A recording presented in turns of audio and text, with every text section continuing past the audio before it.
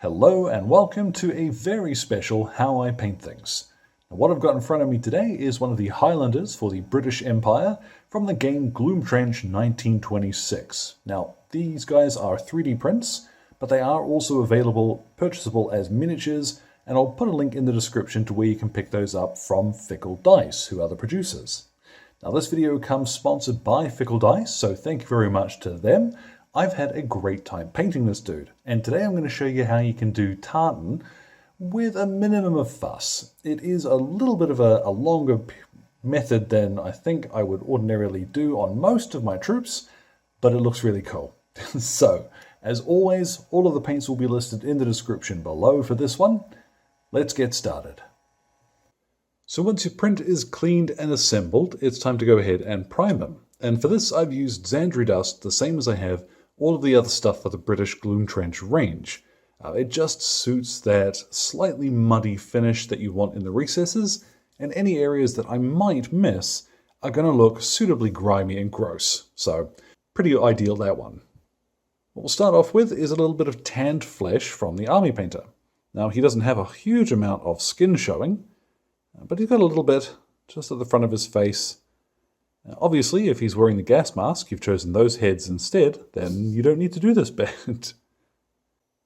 Then the little scarf he's got wrapped around his head. On the rest of the infantry, I've painted this with English uniform. Now, if you are painting the rest of these guys, you're going to have this paint anyway, so I'm just going to quickly blast around with this. Now, I know there is an argument to be made for no true Scotsman, but there is plenty of evidence, historically speaking, for these guys wearing trousers. Quite commonly, it would have been the same cut and colour as the rest of the infantry. So English uniform would technically be correct here, but instead what I'm going to do is make these guys really stand out on the battlefield. So I'm using here Corax white from Citadel. You could use any white you fancy, even a light grey. I'm doing this because I want this fella, and if I'm going to paint a unit of them, I really want them to be a centerpiece for the army. So much as I want them to fit in, I also want them to stand out. I'm also flicking across the chest.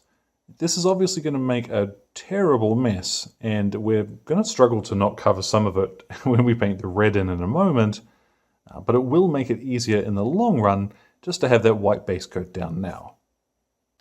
And now we'll start applying that red to his jacket. I'm using Mephiston Red here, which will go on fairly well.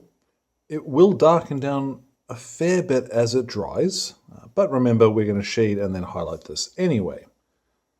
So up around the little bits of frogging that we've already painted.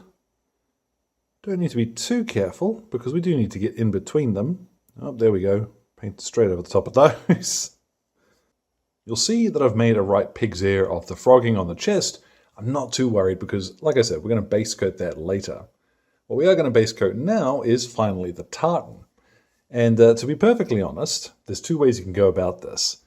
Obviously, his kilt, you're going to want to base coat, but the cape that he's wearing. Now, you could, if you want to paint this army very quickly, paint this in the same style as the rest of the infantry in the army, in which case I would go for Dryad Green. But because I'm a glutton for punishment, and it will look cool, I'm going to paint the whole thing in tartan. So, this here is Gunship Green from Vallejo. The colours are not all that important, to be perfectly honest. This is actually quite similar to, let's get under there, Waaagh Flesh from Citadel. But I've run out of Waaagh Flesh, so I've got to improvise. You'll see it covers very well though, so over all of the cape as well. Yep, let's do this the hard way. Now I've chosen Orruk Flesh for the green that I'm going to now paint over the top and start painting in the stripes. Well, checks. Here's the tricky part though. Because we're going to be painting a cape, these lines don't need to be straight.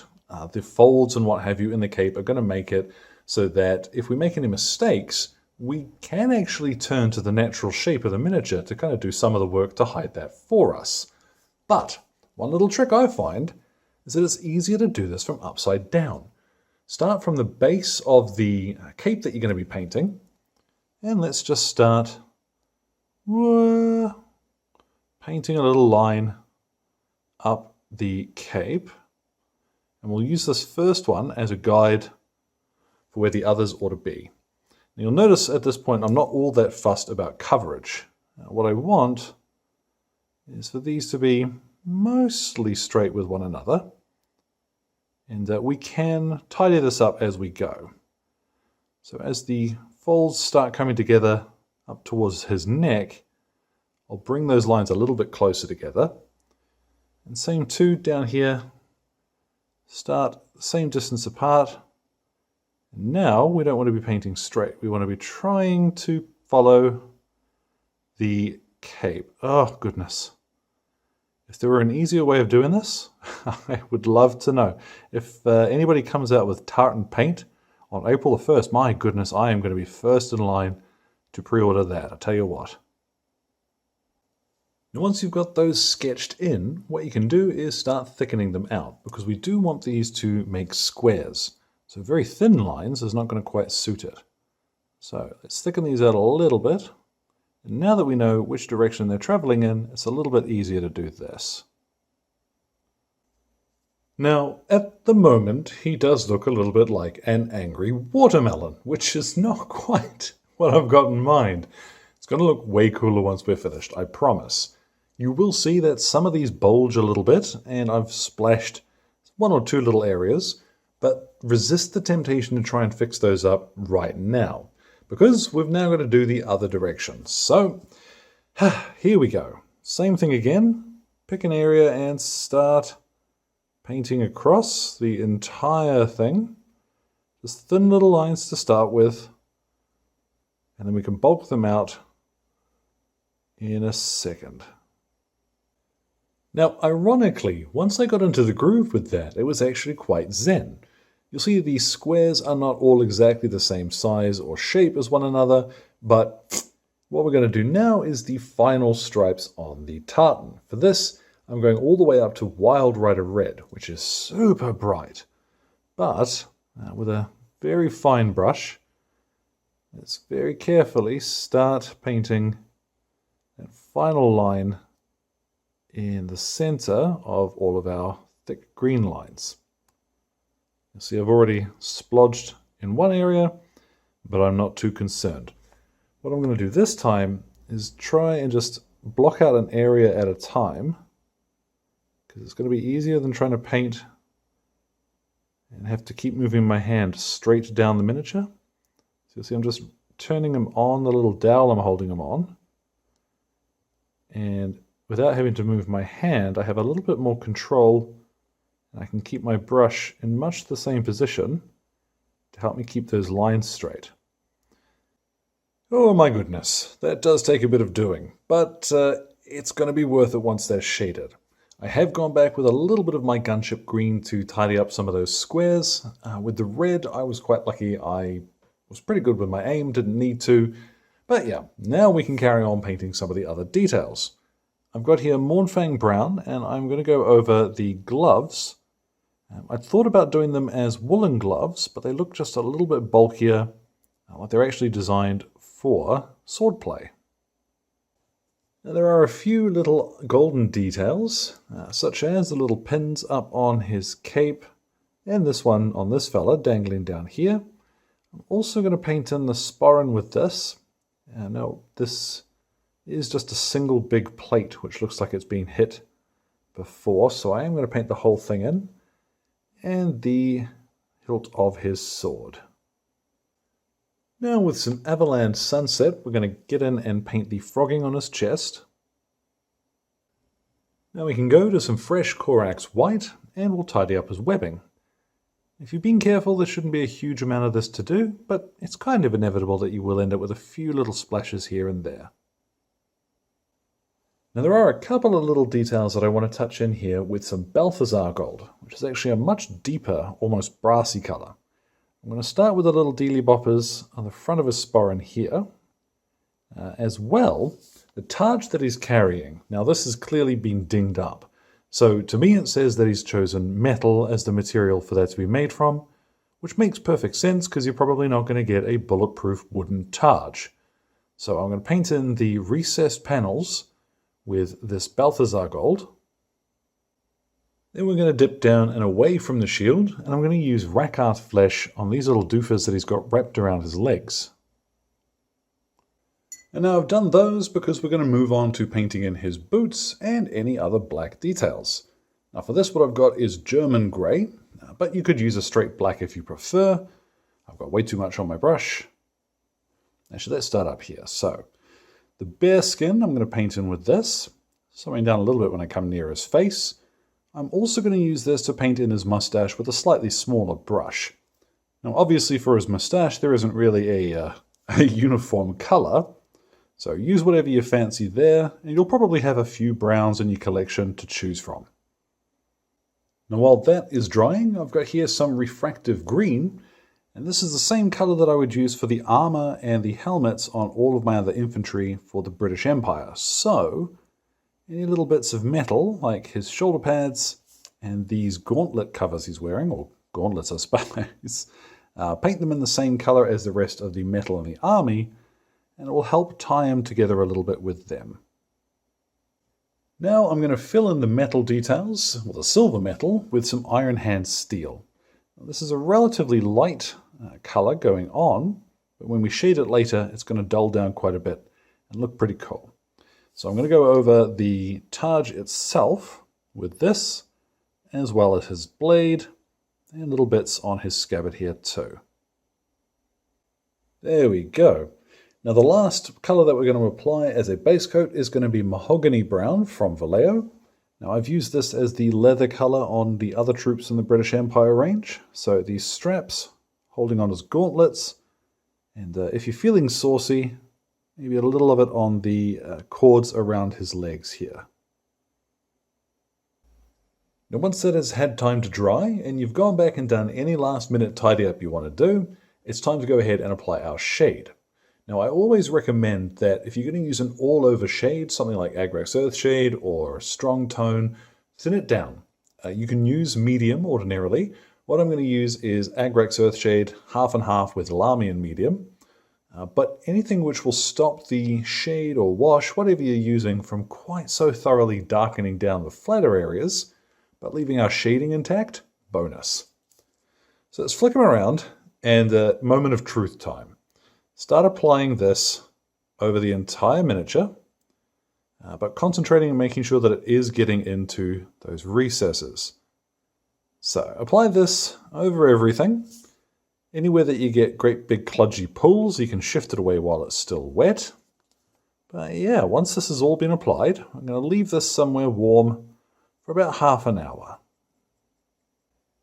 Once at last that's had plenty of time to dry, you'll have something that looks like this. And that looks so much cooler. I think he's a little bit wet around his neck still, but oh well, we can carry on. Now, when it comes to the tartan, I am so pleased that came out like it did. What I am going to do though, is when you see tartan ordinarily in the wild, so to speak, the parts where the squares cross one another, there's normally a slightly brighter patch. So what I'm going to do is drive myself further mad by going back to Wild Rider Red that we used. It's always a hard one to say for some reason. And I'm just going to dot in the centers of each of the squares. That's just going to add a little bit more visual interest at range there. Now from the front and the back, you see it adds a little bit extra. I'm not too worried here where the shade has pooled. Honestly, I think a little bit of texture like that across a whole army is going to look really good. What I am going to do now, though, is grab some Evil Sunz Scarlet and just highlight a little of his red jacket, just to brighten this up.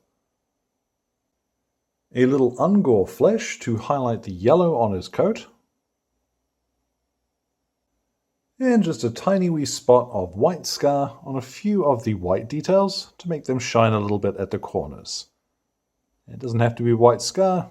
Any white paint will do the job, of course. Now some Deathclaw brown is going to be what I use to paint in his knuckles and the edges of his gloves.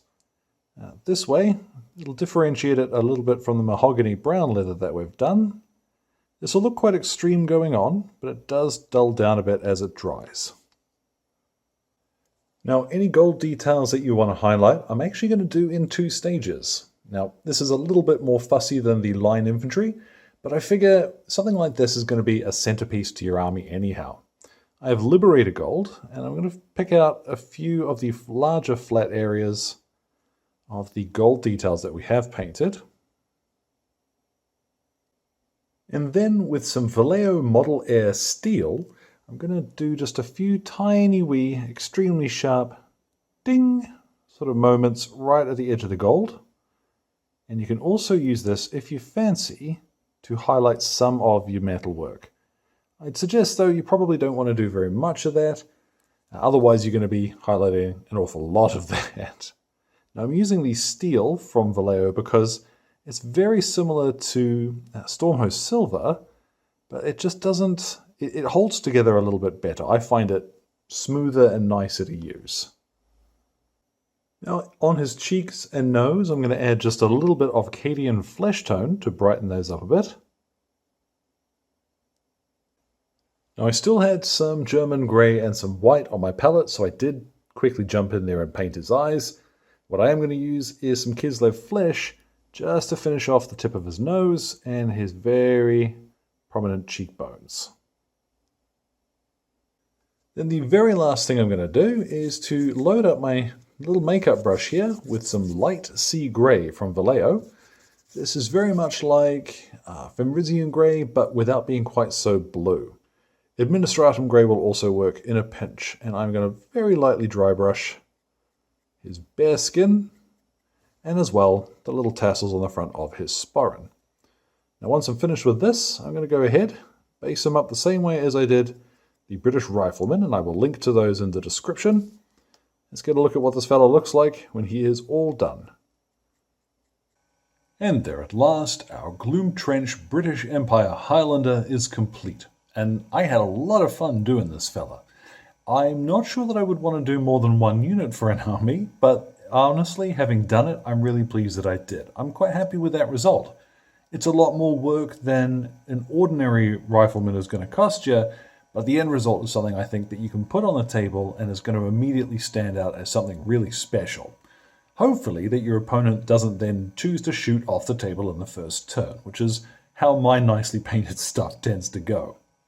So again, thank you very much to the Fickle Dice team for sponsoring this video, as well to Exit 23 Games for the light and sound equipment, and all of the wonderful patrons who are keeping me ticking in paints, glue, and resin, like my producers Alan Nuttall, Kyrie Crawford, Rod, Jimmy, and Andrew. Your support means the world, folks.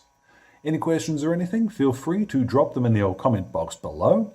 My Twitter and Instagram are both linked there too. So thank you very much for your time, one and all, and you all enjoy the rest of your day.